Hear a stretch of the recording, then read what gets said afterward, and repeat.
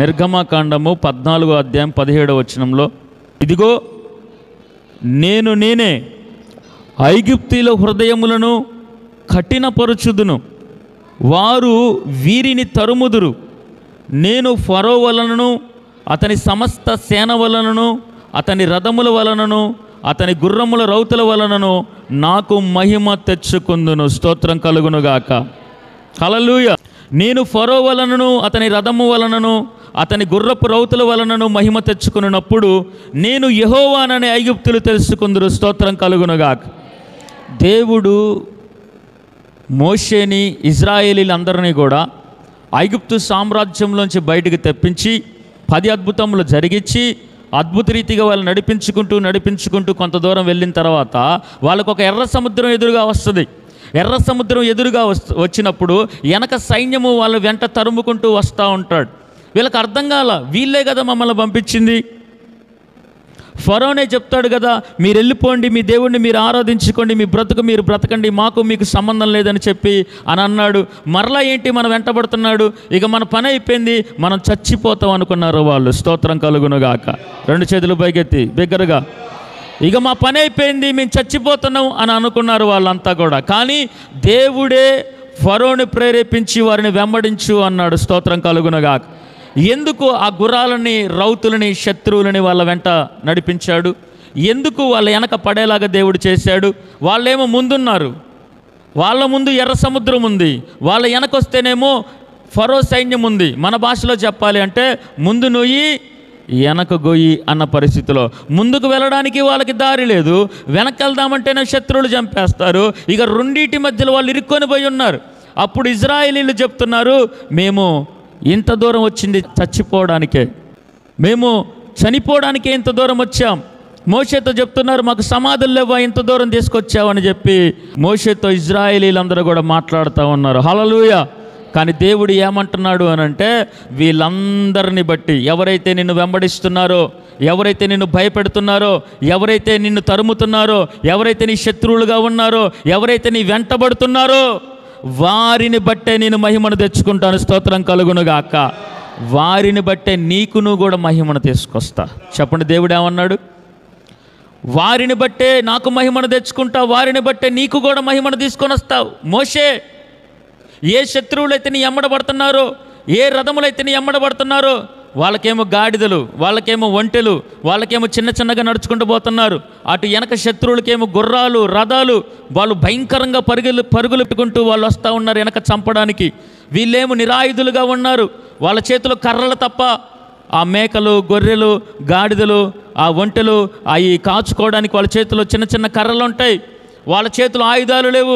ఆయుధాలు ధరించుకొని రథముల మీద, గుర్రముల మీద వాళ్ళు వెంటబడి వస్తున్నారు. యుద్ధము చేద్దామన్న శక్తి సరిపోదు, పోరాడదామన్న ఆయుధములు లేవు, ఎదురు తిరుగుదామన్నా వాళ్ళ ఒంట్లో శక్తి లేదు. నడిచి ఒంట్లో ఓపికంతా కూడా అయిపోయింది. స్తోత్రం కలుగునుగాక. యుద్ధము చేద్దామంటే వాళ్ళకు ఓపిక లేదు. కానీ వాళ్ళ పిల్లల్ని చంపడానికి, ఆడవారిని చంపడానికి, అందరిని చంపి సమాధులు చేయడానికి వెనక శత్రువులు వస్తున్నారు. యుద్ధము చేసేంత శక్తి లేదు, ఎదిరించేంత ధైర్యము లేదు, పోరాడేంత ఆయుధము లేదు.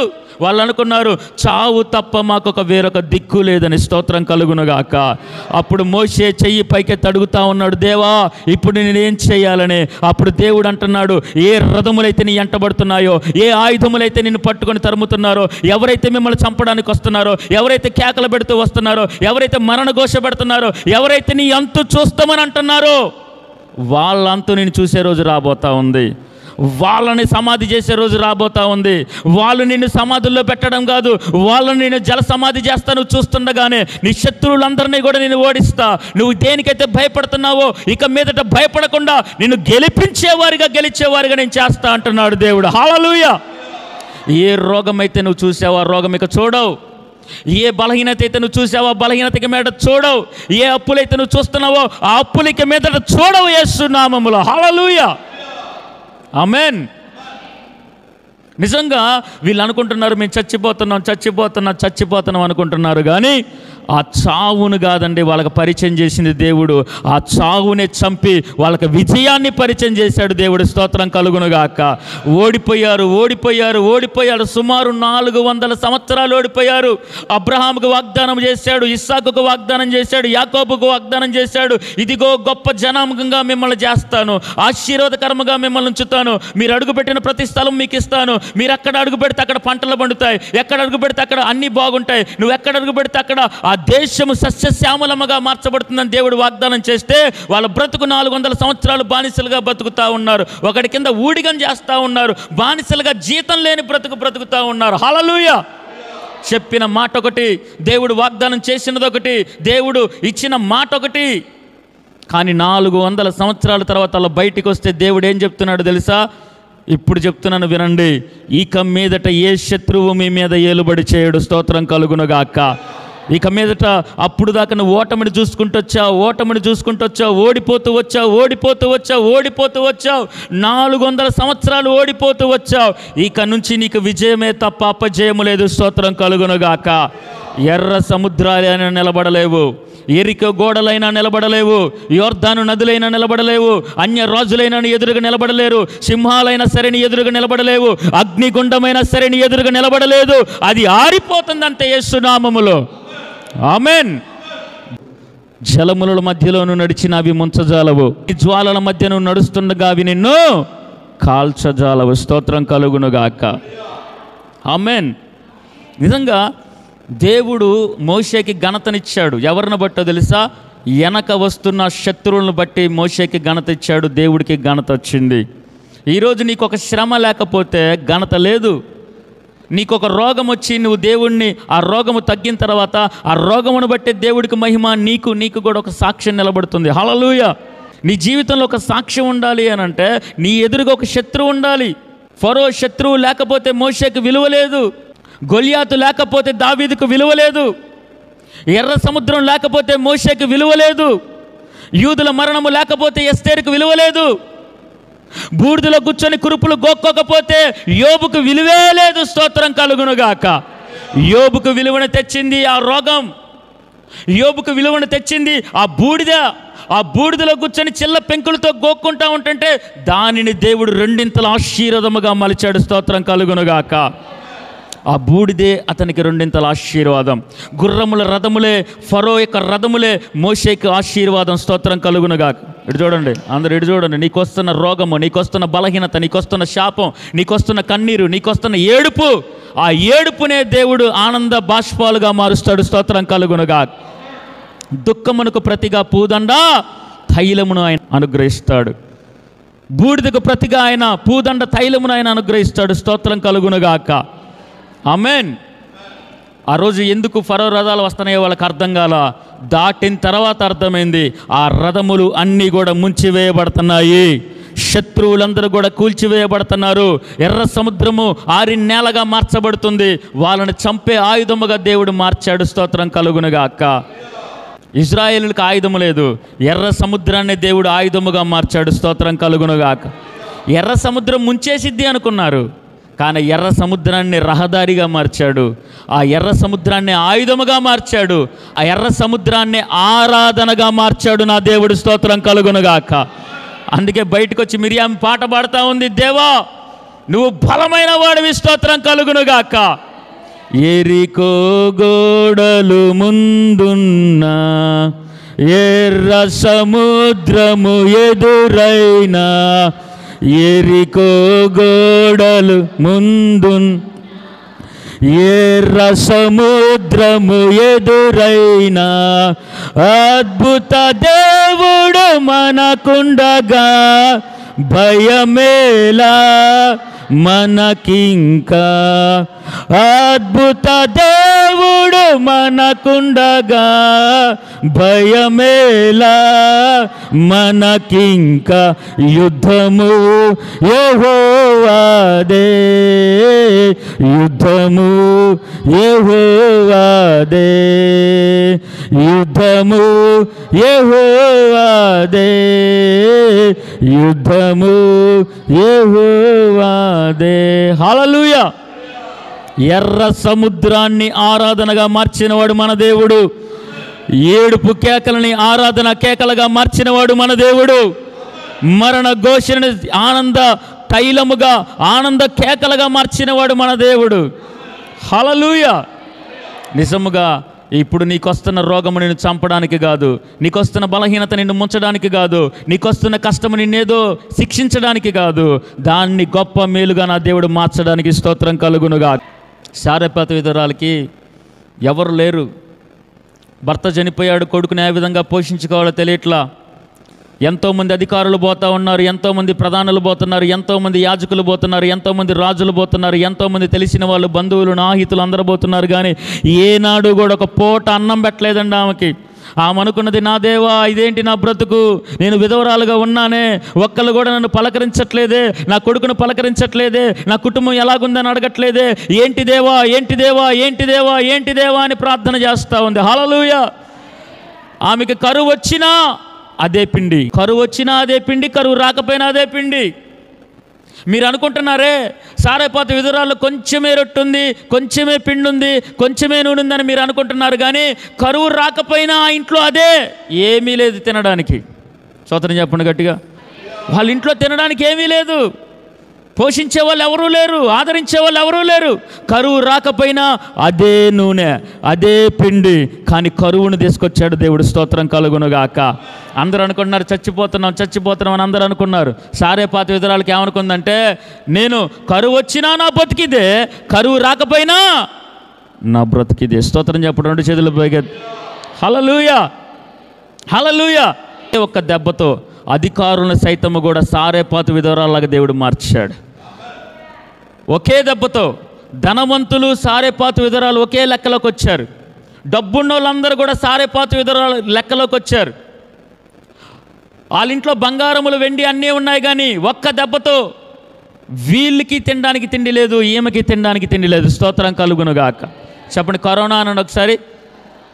కరోనా కారులో తిరిగేవాడికి వచ్చింది, కాలి నడకన తిరిగేవాడికి కూడా వచ్చింది. రాజకీయ నాయకులకు వచ్చింది, ఓటు వేయించుకునేవాడికి వచ్చింది, ఓటు వేసుకునేవాడికి. హల్లెలూయా. పట్టు వస్త్రాలు ధరించుకొని పట్టు పరుపుల మీద పండుకునేవాడికి వచ్చింది, కట్టిక నేల మీద పండుకునేవాడికి కూడా కరోనా. ఈ కరోనా ఏం చేసిందంటే చెప్పమంటారా, ధనవంతుని పేదవాన్ని సమానంగా చేసింది. స్తోత్రం కలుగునగా. హల్లెలూయా. ఆ సమయంలో కూడా అలాగే జరిగింది. రానున్న దినాల్లో కూడా అనేక తెగుళ్ళు రాబోతున్నాయి. నువ్వు ఎంత బిల్డింగ్లో ఉన్నా కిందకి దిగే రోజులు రాబోతూ ఉన్నాయి. ఎంత డబ్బు సంపాదించినా కిందకి దిగే రోజులు రాబోతూ ఉన్నాయి. ప్రతి మోకాలు కూడా యేసు నామములో వంగే రోజులు రాబోతూ ఉన్నాయి. హల్లెలూయా. ధనవంతుడైనా, బలవంతుడైనా, రాజకీయ నాయకుడైనా, గొప్పవాడైనా, పేదవాడైనా, లేనోడైనా, ఉన్నోడైనా, తిండి ఉన్నోడైనా, తిండి లేనోడైనా, పేదవాడైనా, వస్త్రాలు ధరించుకున్నోడైనా, వస్త్రహీనుడైనా, ఎవడైనా సరే ఒక్క తాటి మీదకి వచ్చే రోజులు రాబోతూ ఉన్నాయి. హల్లెలూయా హల్లెలూయా. సేవకుడని లేదు, విశ్వాసి అని లేదు, అయ్యగారని ఎవరికి లేదండి. చెప్పండి, స్తోత్రం చెప్పండి. మరణానికి చెప్పండి, మరణానికి చిన్న పిల్లవాడని తేడా లేదు, యవ్వనస్తుడని తేడా లేదు, ధనవంతుడని తేడా లేదు, పేదవాడని తేడా లేదు. కరువు వచ్చినప్పుడు కూడా అధికారులందరూ సారేపాత విధురాలతో సమానం అయిపోయారు. వాళ్ళకి తిండికి లేదు. హల్లెలూయా. అప్పుడప్పుడు మేము అన్నం తిని, బిర్యానీ తిని కొన్నిసార్లు పడేస్తూ ఉంటాం. చాలామంది అన్నాన్ని వ్యర్థంగా పడేస్తూ ఉంటారు. కానీ అదే చాలామందికి ఎంతో ఆకలితో బ్రతికే వాళ్ళు చాలామంది ఉంటారు. దేవుడు ఒక మాట అన్నాడు బైబిల్లో, ఎవరైతే దిక్కులేని వాళ్ళు ఉంటారో వాళ్ళకి సహాయం చేస్తే యెహోవా కప్పిచ్చేవాడంట. స్తోత్రం కలుగునుగా. ఆమేన్. స్తోత్రం చెప్పండి గట్టిగా. హల్లెలూయా. ఈ సారేపాత విధవరాలు బ్రతికేంటి అని అంటే, ఆమె జీవితంలో అందరికీ డబ్బు ఉంది, కానీ ఈమెకు డబ్బు లేదు.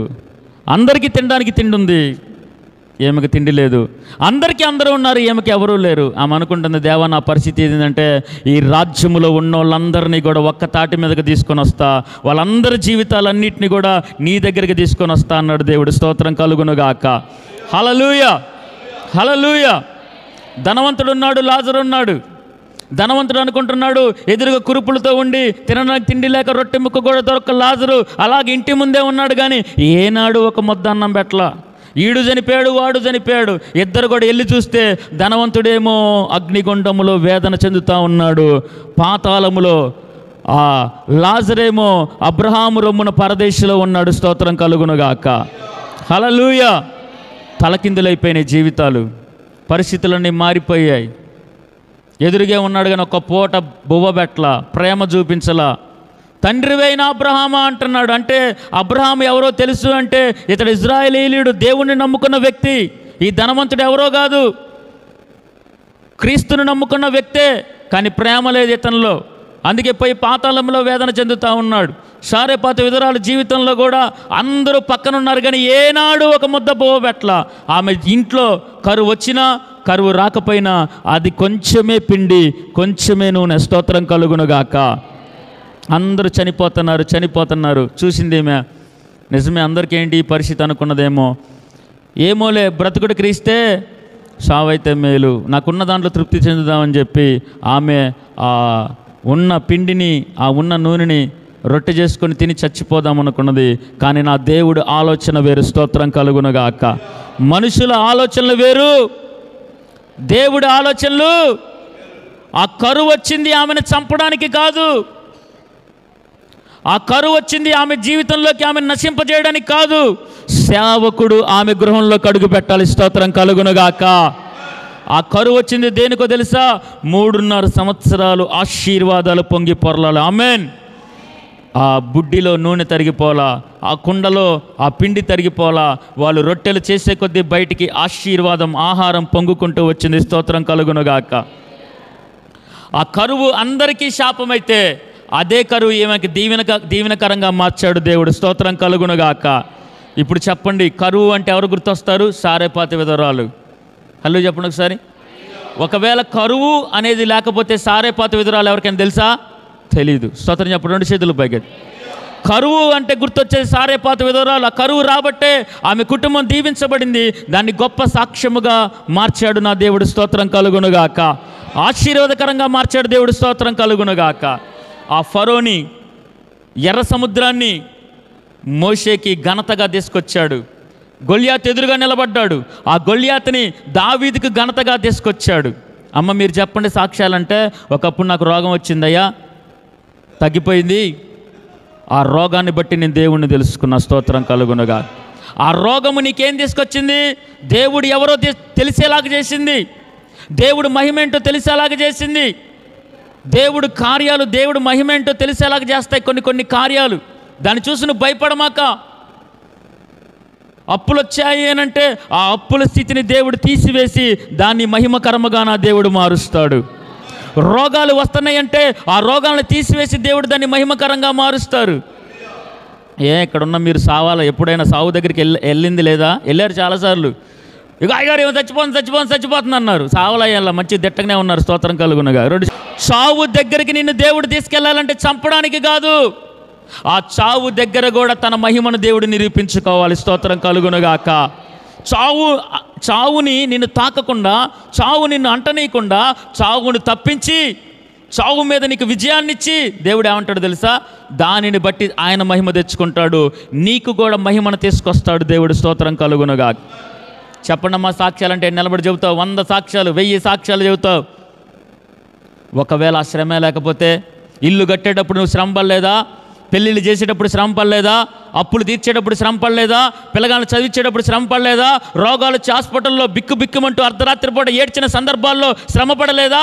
అవన్నీ నా దేవుడు సాక్ష్యాలుగా మార్చుకున్నాడు. స్తోత్రం కలుగునుగాక. ఆమేన్. చెప్పండి, ఎన్ని సాక్ష్యాలు ఉన్నాయి నీ జీవితంలో?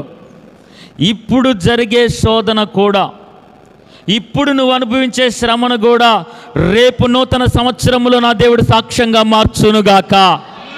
చెప్పండి, ఈ 2025లో ఏ శ్రమ అయితే నువ్వు అనుభవిస్తున్నావో, ఏ కీడైతే నువ్వు అనుభవిస్తున్నావో, ఏ రోగం అయితే నువ్వు అనుభవిస్తున్నావో, ఏ సంఖ్యలు అయితే నీకు వేయపడ్డాయో, 2026లో దేవుడు దాన్ని మహిమకరముగా, సాక్ష్యముగా మార్చునుగాక.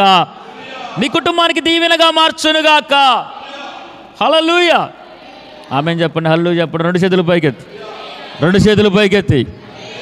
హల్లెలూయా. ఈ మందిరం కట్టేటప్పుడు శ్రమ వచ్చింది, కానీ దాన్ని సాక్ష్యంగా మార్చుకున్నాడు. మీ కుటుంబాల్లో వివాహాలు జరిగేటప్పుడు శ్రమలు వచ్చాయి, వివాహాలు జరిగేటప్పుడు ఎన్నో ఆటంకాలు వచ్చాయి. మీ పిల్లల విషయాల్లో వాటన్నిటిని కూడా నా దేవుడు సాక్ష్యంగా మార్చుకున్నాడు. ఎస్, మీకు రోగాలు వచ్చి హాస్పిటల్కి వెళ్ళారు, టెస్టుల కోసం వెళ్ళారు, హాస్పిటల్లో కూర్చున్నారు, వాళ్ళు ఏది చెప్తే అది విన్నారు, మందులు వాడారు, కానీ ఆ రోగాన్ని తీసేసి నా దేవుడు సాక్ష్యాన్ని ఏర్పాటు చేశాడు. ఆమేన్.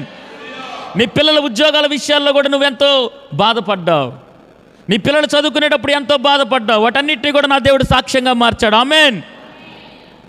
గుండెల మీద చేసుకొని, అయ్యా చచ్చిపోతున్నా నీ దగ్గరికి వచ్చేస్తున్నా అంటే ఆ చావుని ఆపి, నువ్వు సావు ఇంతట్లో నువ్వు సావు, నువ్వు గట్టి పిండానివి కానీ నువ్వు సావులే కానీ సావుని తప్పించి దేవుడు నిన్ను సజీవంగా నిలిపి ఆ శ్రమని, ఆ కీడుని ఆటోలో వెళ్ళేటప్పుడు నేను చూస్తున్నాను, అంబులెన్స్లో వెళ్ళేటప్పుడు నేను చూస్తున్నాను, హాస్పిటల్ను సెలైన్లు ఎక్కించుకునేది నేను చూస్తున్నాను, ఒంటరిగా ఉన్నది నేను చూస్తున్నాను, యాక్సిడెంట్లు తప్పించబడేది నేను చూస్తున్నాను. అవన్నీ నీకు మహిమకరముగా నా దేవుడు మార్చాడు. ఆమేన్. సాక్ష్యంగా నా దేవుడు మార్చాడు. హల్లెలూయా చెప్పండి ఒకసారి. హల్లెలూయా, హల్లెలూయా. నిజంగా ఎంత గొప్ప దేవుడిని కలిగి ఉన్నాం మనం అనుకుంటున్నాం ఎందుకు ఈ కీడు వస్తుంది. కాదు, కీడు కాదు. చెప్పండి ఒకసారి, కీడు కాదు అనండి ఒకసారి.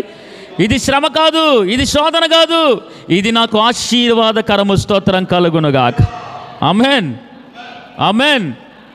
ఈ అప్పులు ఆశీర్వాదకరం, ఈ బాధలు ఆశీర్వాదకరం, వివాహం ఆలస్యం అవ్వడం ఆశీర్వాదకరం.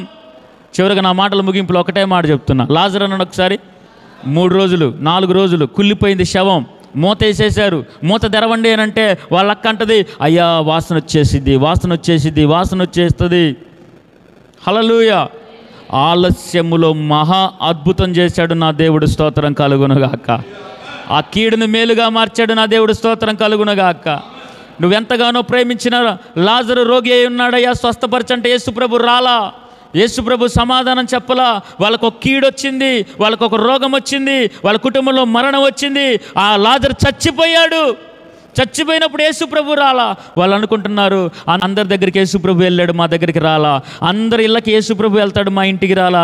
ఇదంతా మేము అన్యాయం చేసుకున్నాం, మేమెంత పాపులం, మేమెంత దోషులం అని అనుకున్నారేమో. 4 రోజుల తర్వాత యేసుప్రభు వచ్చాడు, రాతిని తొలగించమన్నాడు. వాళ్ళు అంటున్నారు ఇది కంపు కొట్టిద్దని. నా దేవుడు అంటున్నాడు రాతిని తొలగించి లాజరు బయటికి రా అన్నాడు. స్తోత్రం కలుగునుగాక. పేత వస్త్రాలు కట్టుకుని లాజరు బయటకు వచ్చాడు. అక్కడ ఉన్న వాళ్ళందరూ కూడా ఆశ్చర్యపోయాడు. స్తోత్రం కలుగునుగా. స్తోత్రం చెప్పండి ఒకసారి. లాజరు సజీవంగా బయటకు వచ్చే ముందు 4 రోజులు భయంకరమైన ఏడుపు, శవం ముందు భయంకరమైన ఏడుపు, అందరు చుట్టాలు బంధువులు వస్తుంటే భయంకరమైన ఏడుపు. అయ్యో మాకు ఎవరూ లేరు, ఒక్కగానొక్క యవనస్తుడు కూడా చచ్చిపోయాడని గుండెలో పాదుకునేలాగా అక్క చెల్లెలు ఏడుపు, బాధ, యవ్వనస్తుని కోల్పోయి వేదన, రోదన. ఆ కీడుని నా దేవుడు మేలుగా మార్చాడు. స్తోత్రం కలుగునుగా. ఆ శ్రమని ఆశీర్వాదకరంగా మార్చాడు. స్తోత్రం కలుగునుగా. దానిని బట్టి ఆయన మహిమను తెచ్చుకున్నాడు. మార్తకి, మరియకి, లాజర్కి కూడా మహిమను తెచ్చాడు. స్తోత్రం కలుగునుగాక. ఈరోజు నీకు ఎన్ని మహిమలు ఉన్నాయో తెలుసా? నీకు వచ్చిన రోగం నీకు ఇచ్చింది మహిమ, నీకు వచ్చిన శ్రమ నీకు ఇచ్చింది మహిమ, నువ్వు వచ్చిన అప్పుల బాధలు నీకు ఇచ్చాయి మహిమ, నువ్వు కడుతున్న ఇల్లు నీకు మహిమను తీసుకొని వచ్చాయి. నీ పిల్లల జీవితాల ఆటంకాలు, వివాహాలు జరగనప్పుడు కానీ, వాళ్ళు వేరొక మార్గంలో ప్రయాణించినప్పుడు కానీ, అవన్నీ కూడా దేవుడు నీకు మహిమను తీసుకొని వచ్చాడు. స్తోత్రం కలుగునుగా. హాస్పిటల్ మధ్యలో, చావు బతుకుల మధ్యలో ఉన్న స్థితిని నీకు మహిమను తీసుకొని వచ్చాడు. ఆమేన్. కాబట్టి భయపడద్దు. ఇప్పుడున్న నీ కీడును కూడా దేవుడు మహిమగా మార్చబోతున్నాడు. ఇప్పుడున్న శ్రమను కూడా దేవుడు మహిమగా మార్చబోతున్నాడు. ఇప్పుడున్న సమస్యలను కూడా దేవుడు మహిమగా మార్చబోతున్నాడు. దేవుడు తలుపు తెరిస్తే మూసేవాడు ఎవడూ లేడు ఈ లోకంలో. అట్టి కార్యముని జీవితంలో జరిగించునుగాక. ఈ 2025లో ఏదైతే నీకు బాధలున్నాయో, ఏదైతే నీకు శ్రమలున్నాయో, ఏదైతే నీకు కష్టాలున్నాయో, 2026లో దాని సాక్ష్యాలుగా నా దేవుడు మార్చునుగాక. మహిమకరముగా నా దేవుడు మార్చునుగాక. బలమైన కార్యములు జరిగించునుగాక.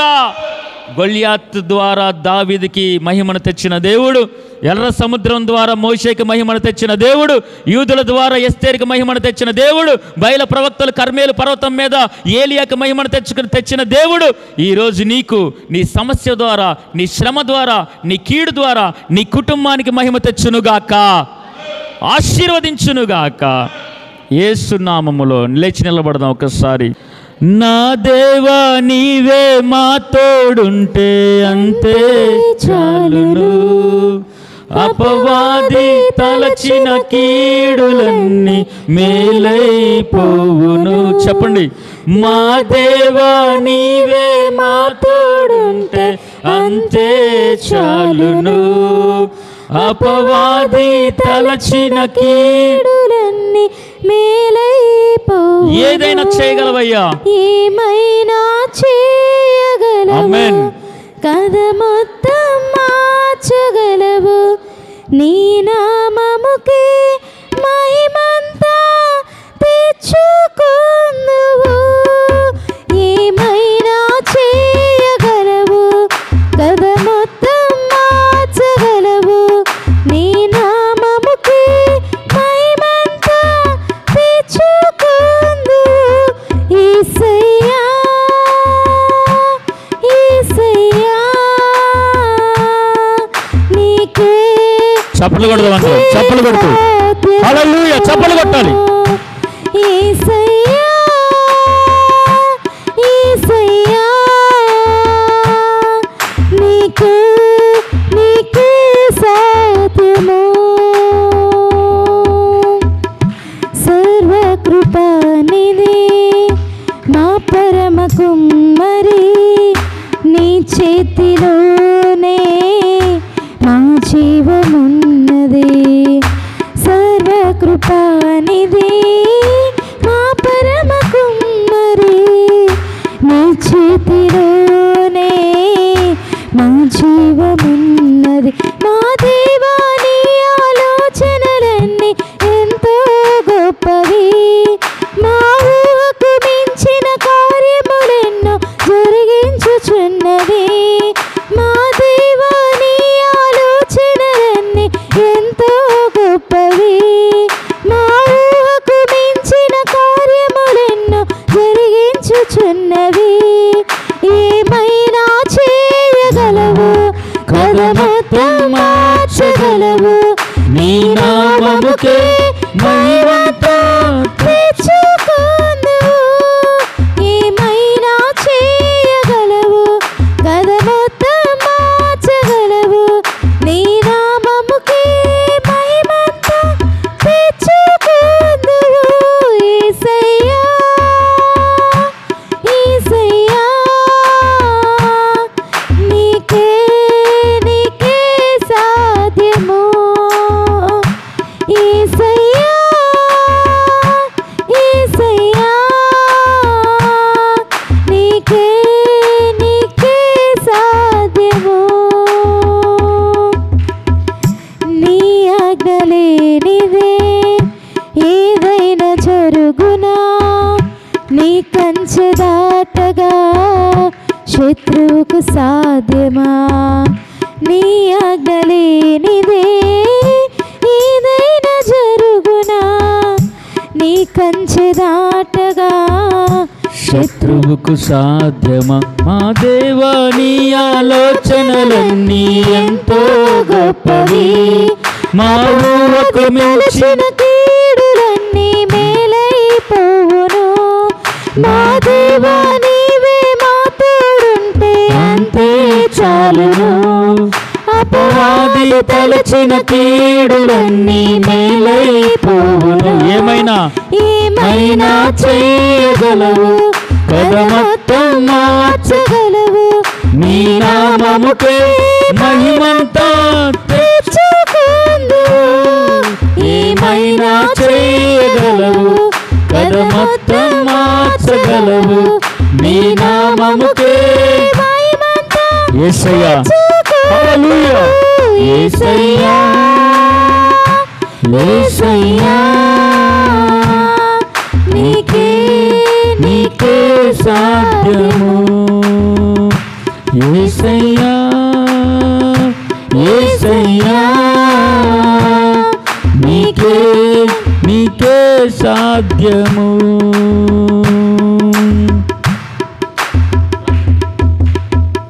స్తోత్రం. తండ్రి. స్తోత్రం ప్రభా, గొప్ప దేవా, స్తోత్రం స్తోత్రం. అందరం కూడా హల్లెలూయా చెప్తూ అందరం కూడా దేవా నువ్వు ఇచ్చిన ఎంత గొప్ప సమయం బట్టి స్తోత్రములు. ఎంతోమంది ఇటువంటి దినాన్ని చూడలేక గతించిపోయారు.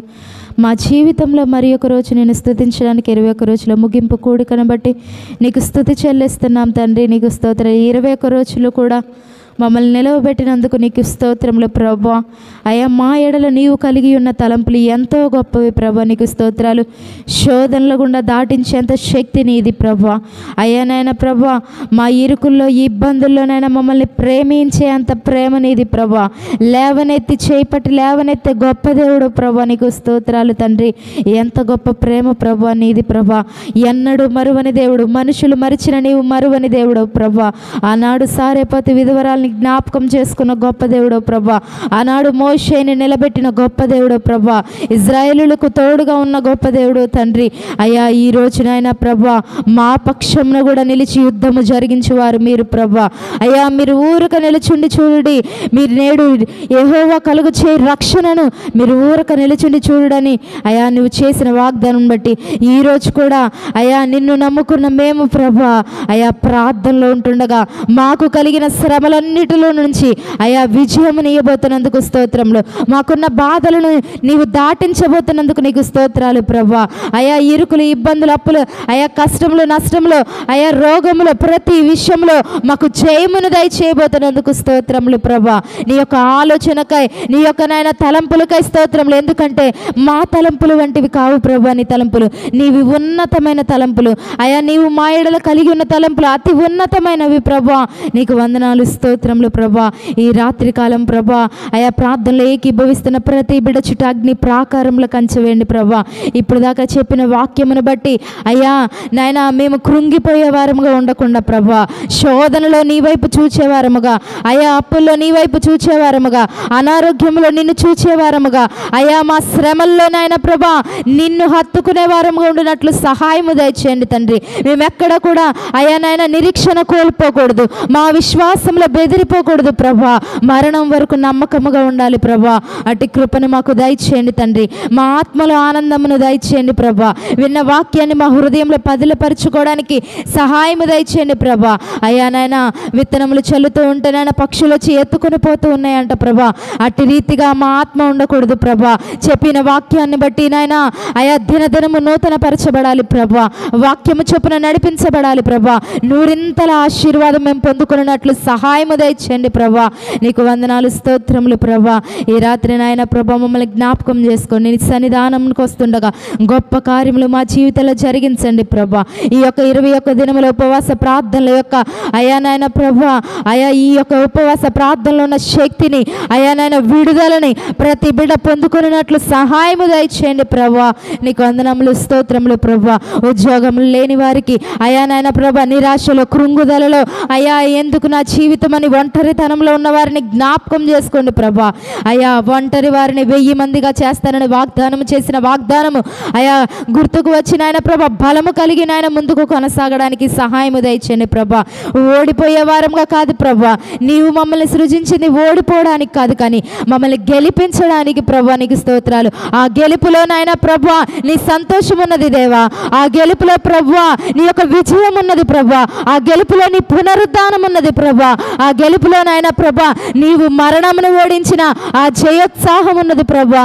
అందును బట్టి స్తోత్రములు ప్రభా. మేము గెలిచే వారముగా ఉండాలి, కానీ ఓడిపోయి డీలా పడే వారముగా మేము ఉండకుండా ప్రభా అయ్యా మమ్మల్ని నడిపించమని, అయా నాయన నీ యొక్క కృపలో మమ్మల్ని భద్రపరచమని, అయా నాయన ప్రభా మేమందరము కూడా ప్రభా నీ సాక్షులుగా మరణం వరకు నిలబడినట్లు సహాయము దయచేయమని, అయా నీ యొక్క కృపలో మమ్మల్ని అందరినీ కూడా భద్రపరచుకోనమని, మీరు మాత్రమే నాయన ప్రభా మా మధ్యలోని మహిమ, ఘనత, ప్రభావంలో పొందుకొనమని మమ్మల్ని మీ చేతికి సమర్పించుకుంటూ ఈ ప్రార్థన మనవులన్నీ కూడా ప్రభా యేసు పరిశుద్ధ నామమున అడిగి వేడుకుంటూ పొంది ఉన్నాం తండ్రి.